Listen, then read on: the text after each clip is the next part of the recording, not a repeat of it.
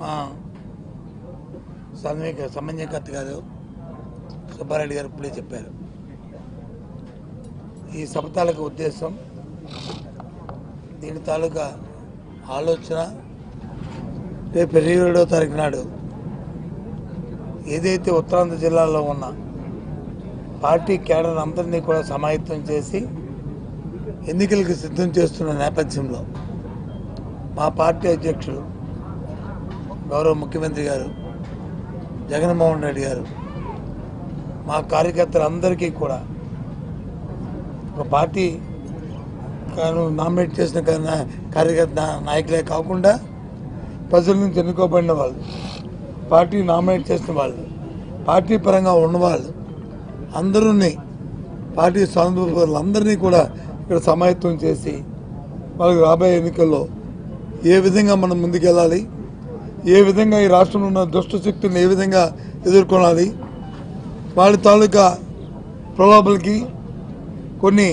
ఈ ముందున్న కొన్ని మీడియా తాలూకా వాళ్ళు చేస్తున్న దుష్ప్రచారానికి ఏ విధంగా మనం అడ్డుకట్టేయాలి, గత 4 సంవత్సరాలు 9 నెలల కాలంలో ఏ విధమైన రాష్ట్రాన్ని అభివృద్ధి సంక్షేమాన్ని 2 కళ్ళుగా ఏ విధంగా అభివృద్ధి చేస్తాం, ఏ విధంగా రాష్ట్రంలో ఉన్న 5 కోట్ల మంది ప్రజలకి కూడా వాళ్ళ జీవన విధానంలో మార్పులు తీసుకొచ్చాం, ఏ విధంగా వాళ్ళ తాలూకా మరి ఆర్థిక పరిస్థితిని మెరుగుపరిచాం, వాళ్ళ పిల్ల పాప బాగా చదువుకోవడానికి, ఆరోగ్యంగా ఉండడానికి, దాంతోపాటు రైతుకి గిట్టుబాటు ధరని ఏ విధంగా ఇచ్చాం, అవన్నిటినీ కూడా ఒకసారి బేరీజ్ వేసుకుంటూ మళ్ళీ పార్టీ క్యాడర్ని అంతా కూడా సమాయత్తం చేస్తూ రేపు 27వ తారీఖు సభ జరగబోతుంది.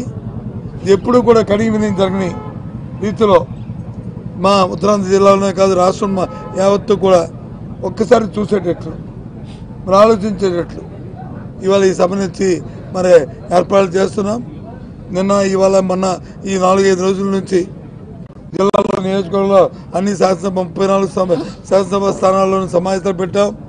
ఎక్కడ చూసినా సార్ పార్టీ క్యాడర్ మా ముఖ్యమంత్రి గారు వస్తున్నారు, మా పార్టీ అధ్యక్షుడు వస్తున్నారు, వారు ఏంటి మనకి ఇచ్చే సందేశం ఏంటి, ఏ విధంగా మనం సమాయత్తం అవ్వాలి, ఏ విధంగా మనం ముందు ఇక రాబోయే ఈ రోజుల్లో మనం పోరాటం చేయాలి అనే ఒక దృక్పథంతో ఒక నిశ్చయంతో కేడదంతా ఉంది. ఇంకో 2 రోజుల్లో మీరే చూడబోతారు ఇదంతా కూడా. ఎందుకని ఏదో అత్యోక్తి కాదు చెప్తుంది. ఎప్పుడు కూడా ఈ రాష్ట్రంలో మొన్న జరిగిన సంక్రాంతి పండుగను మనం తీసుకున్న ఉదాహరణకి ఈ రాష్ట్రంలో ప్రధానికం, ముఖ్యంగా మన ఉత్తరాంధ్రలో ఉన్న ప్రధానికం, ముఖ్యంగా రైతాంగం ఎంత సంతోషంగా వాళ్ళు పండుగలు జరుపుకున్నారో ఒకసారి బేరేజ్ చేసుకుంటే మనకు తెలుస్తుంది. రైతుకు వచ్చి పండిన పంటకి చేసిన 3 రోజుల్లోనే ధాన్యం ఇచ్చిన 3 రోజుల్లోనే వాటి గిట్టుబాటు ధరని వాళ్ళ డబ్బుల్ని వాళ్ళ ఖాతాలో వేయడం, అంతేకాకుండా అవినీతి లేకుండా మధ్యవర్తులు లేకుండా ఏవైతే సంక్షేమ కార్యక్రమాలు ఉన్నాయో అక్కచెల్లెమ్మలకు అందించడం, దాంతోపాటు ఇంకా ఏ కార్యక్రమాన్ని తీసుకున్నా సరే అవన్నీ కూడా ఇవాళ ముఖ్యమంత్రి గారు చేసి ఇవాళ ముందుకు వస్తున్నాం.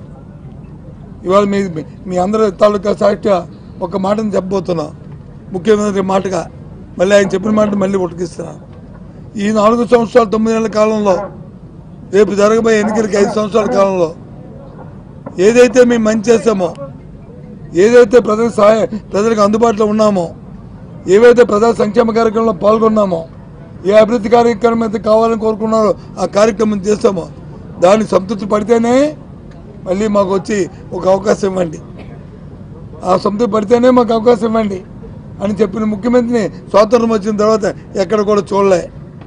చంద్రబాబు లాంటి వ్యక్తులు మాయలు మోసాలు చేసి దగా చేసి మళ్ళీ తగుదమ్మా అంటూ ఎన్నికలు వచ్చారు తప్ప మేము వచ్చి అలా కాకుండా చేసింది చూపెట్టి చెప్పింది చేసి చేసిందే చెప్పి ఇవాళ రేపు ఎన్నికల్లోకి వెళ్తున్న ఈ నేపథ్యం.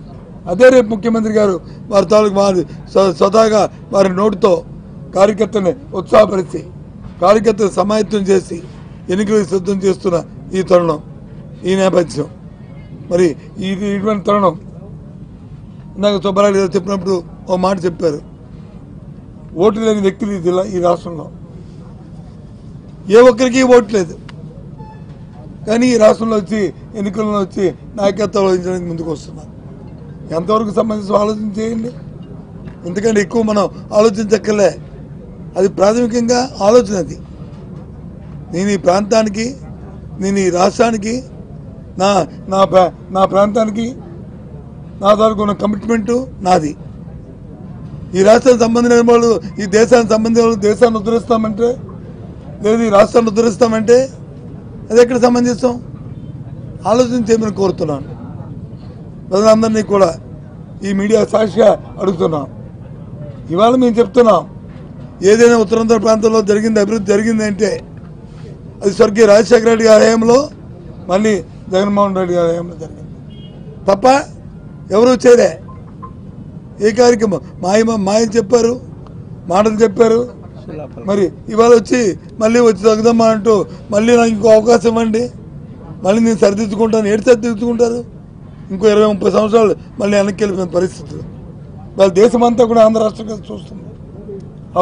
అవరా ఎలా చేస్తున్నారు ఈ కార్యక్రమాలని, ఎలా చేస్తున్నారు ఈ సంక్షేమం అని, ఎలా చేస్తున్నారు ఈ అభివృద్ధిని. ఏ ఒక్కరు తీసుకున్నా, అటు విద్యను తీసుకున్నా, వైద్యం తీసుకున్నా, వ్యవసాయం తీసుకున్నా, ఏ ఒక్క కార్యక్రమాన్ని తీసుకున్నా ఇంత పెద్ద ఎత్తున ఏ రకంగా చేస్తున్నారని చెప్పి దేశం యావత్తు ఇవాళ ఆంధ్ర రాష్ట్రంగా చూస్తుంది.